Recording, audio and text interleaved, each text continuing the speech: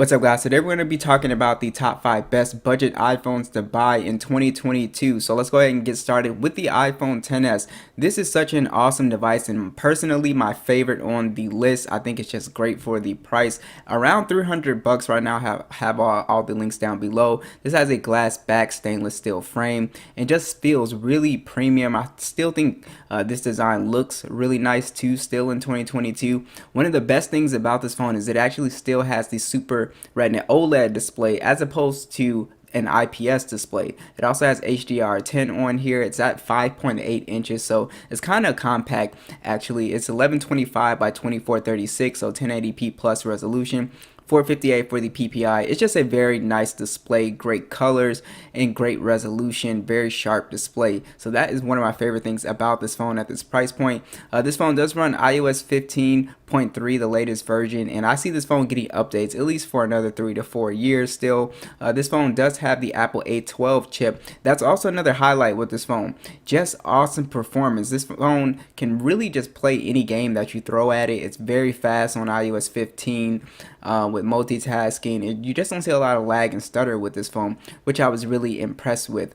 So this phone does have 64 gigs of internal storage and 4 gigs of RAM, so do note that you might have to use cloud storage if you run out. The stereo speakers on here are awesome, great bass. They sound really great, the mids and highs. You also have NFC, of course, with Apple Pay. Face ID still works great, very fast, and I think the cameras on here are still pretty decent. A 12 megapixel standard and a 12 megapixel telephoto that does 2x optical zoom. You also get 4K video at 2430 or 60 FPS with a 7 megapixel selfie that shoots in 1080p 60. So as you can see from these shots, the XS still takes some pretty good photos. Now obviously it's not going to do, you know, like modern flagships, but I think in good lighting it still takes really great photos. And I even compared these phones to the older phones to the 13 Pro, and a lot of people were surprised at how kind of close image quality is, again, just for your average person. So I think you'll be surprised at how good the cameras still are on this device. This phone also has pretty decent battery life. It really depends on your battery health that you get with your phone. It has a 2658 milliamp battery, 15-watt charging, wireless charging. I'm able to get through a day. You should be able to squeeze easily around 5 hours and 30 minutes to 6 hours of screen on time. Pretty easy out of the XS, so it's still an excellent buy. Next is going to be the iPhone XR, again at the same price point with some minor differences. So the iPhone XR is a much bigger phone. Well, not much bigger, but it is a slightly bigger phone than the XS, which is something that I really like. I think this phone is actually more comfortable to hold. I think it's at a really nice size. It has IP67 dust and water resistant on here. You also have a 6.1 inch IPS Retina display on here. So the XS had that 5.8 inch. This has a slightly bigger display, so if you want a bigger display you will go for this one. 720p plus display and 326 for the PPI. The display is fine on here for, you know, just your normal person, but just remember, if you watch a lot of content you're actually going to go with the XS because that has the better display. This has iOS 15, the same Apple A12 chip as the XS as well too, so this does a phenomenal job with gaming performance, multitasking, bouncing in and out of applications. You rarely get really any lag on this phone. 64 gigs of internal storage and 3 gigs of RAM on here. The stereo speakers sound really great on here too. Tons of bass, great mids and highs. You also have NFC with Apple Pay. Face ID still very fast, works awesome on this device. So there's one interesting thing with the XR. It only has a single lens, but it still takes really great photos. Pretty identical to the XS. It's just a 12 megapixel standard with 4K video, 2430 60 FPS with a 7 megapixel selfie that shoots in 1080p 60. Basically it takes great shots, especially at this price point, but like I said, there's no ultra wide or no telephoto lens on here, so just do note that. But if you're just a casual shooter, video and image quality is going to be perfectly fine on the XR. It's actually very good still. You do have a 2942 milliamp battery with 15-watt charging and wireless charging, so this has slightly better battery life than the XS actually. So battery life is actually pretty good on this device, so the XR is still an excellent buy in 2022 as well. Next is going to be the iPhone SE 2020. This is an excellent device. You can find these for a little bit under 300 bucks actually, and I actually personally really love this device for one specific reason. But this phone pretty much has the iPhone 8 design, essentially aluminum frame, IP67 dust and water resistant, and this is the go-to phone for anybody who hates big phones and you want a small phone. This is definitely one of the best that you can actually get right now.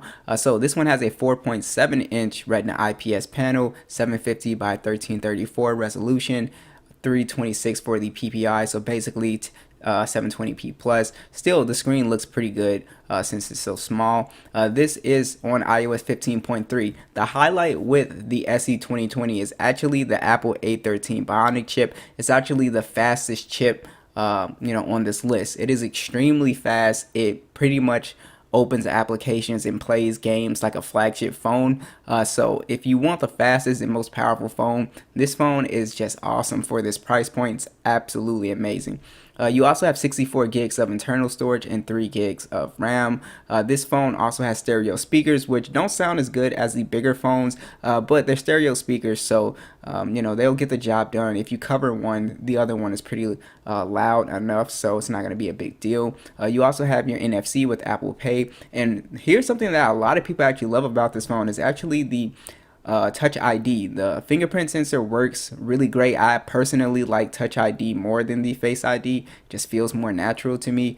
But yeah, I really do like having like a physical home button sometimes. So that's pretty much up to you and your personal preference. The cameras on here are actually really good. Now it's the same situation as the 10R. It's only a 12 megapixel standard, no ultra wide, no telephoto, and then it shoots in 4K, 24, 30, or 60 FPS, 7 megapixel selfie.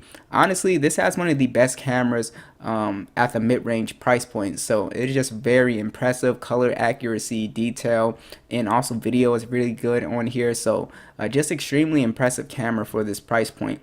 Now you do have where this device kind of suffers is a 1821 milliamp battery, 18-watt charging with wireless charging. So basically this phone will get you like 4 hours and 30 minutes of screen on time. It's really not that great. A way to get around this is to buy a battery case with this phone to be able to charge it up.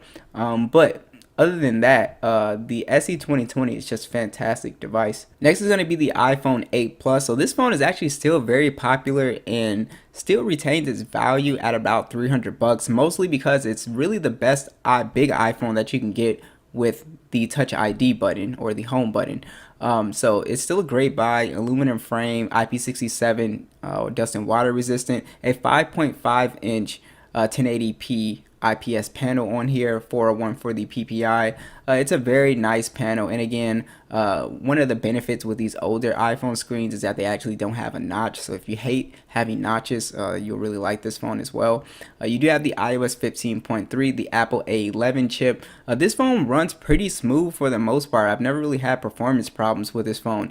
Again, it's not going to do as well as gaming as that 10R and 10s, but it does do a pretty good job. So if you're a casual gamer, pretty much anything that I threw at it I was able to play. You just won't be able to max the graphics out. You do have 64 gigs of internal storage and 3 gigs of RAM on here. Stereo speakers actually sound really good. A lot of bass, good mids and highs on here. And like I said, the real selling point with this phone is the reason why everybody buys it is for the home button and the Touch ID on a bigger screen. So just keep that in mind if you're a big fan of that. Also, image quality was surprisingly pretty good on this device. You have a dual camera setup, a 12 megapixel standard, and then a 12 megapixel telephoto at 2x optical zoom, 4K video, 2430 and 60 FPS, with a 7 megapixel selfie that shoots in 1080p 30. I was really surprised at how the images came out. I thought the images had some really good natural colors, really good detail. The 2x optical zoom did a really great job with taking like these really nice portrait shots as well too. So I was pretty impressed with the 8 Plus camera and the video as well too. So the 8 Plus actually takes really good battery life. It has a 2691 milliamp battery, 15-watt charging, wireless charging. I did a drain test. I was able to get around 6 hours of screen on time with this device, so I was extremely impressed with it. So if you have pretty decent battery health, and that was with I believe like 80 something battery health. This phone is still going to do a pretty good job at battery life. And last is going to be the iPhone 11. And just as I suspected, this phone came down in price pretty well in the used refurbished marketplace. You can actually pick these up for around 350 bucks. And I would try to go on eBay for this one because sometimes Amazon will hike the price up. But you should pay around 4 to 350 bucks if you want a pretty good condition one. The iPhone 11 is a very good device. Aluminum frame, glass back, IP68, dust and water resistant. Again, love the design on here. You also have a 6.1 inch IPS display, pretty much the same display in the 10R. It's a 720p plus display, 326 for the PPI, and it's a pretty decent display for most people. It's fine. You also have iOS 15 on here. This phone, the highlight is really the chip. The Apple A13 chip is extremely powerful. Same chip in the SE 2020. This phone really just does not lag at all. It is very fast when playing video games, so you can pretty much play anything at high settings. So it's just a joy to use as far as speed and multitasking wise. This phone also has 64 gigs of internal storage and 4 gigs of RAM on here. And you also have all of your little bells and whistles. Face ID is on here. The stereo speakers sound great, really full, great bass quality, good mids and highs. Apple Pay is on here. Now, the highlight really with the iPhone 11 is that it has pretty much the best camera on this list because it has the 12 megapixel standard and then the 12 megapixel ultra wide.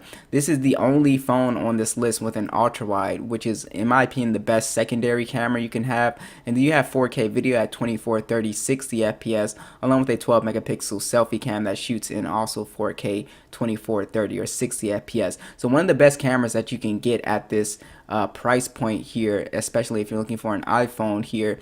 Just great image quality overall, great dynamic range, pretty good low light on here. Ultra wide is very close to the main lens. Video is awesome on here. So this is just a great camera phone. So if you're really concerned about getting the best value for your money as far as like image quality wise, you would go with this device. Battery life on here is okay. It's a 3110 milliamp battery, 18 watt charging, wireless charging as well. This phone will easily get you around that 5 hours and 30 minutes to 6 hours of screen on time, which should be enough for most normal people. So the iPhone 11 is definitely a great buy still. So thanks for watching this video, guys, and I'll catch you guys in the next one.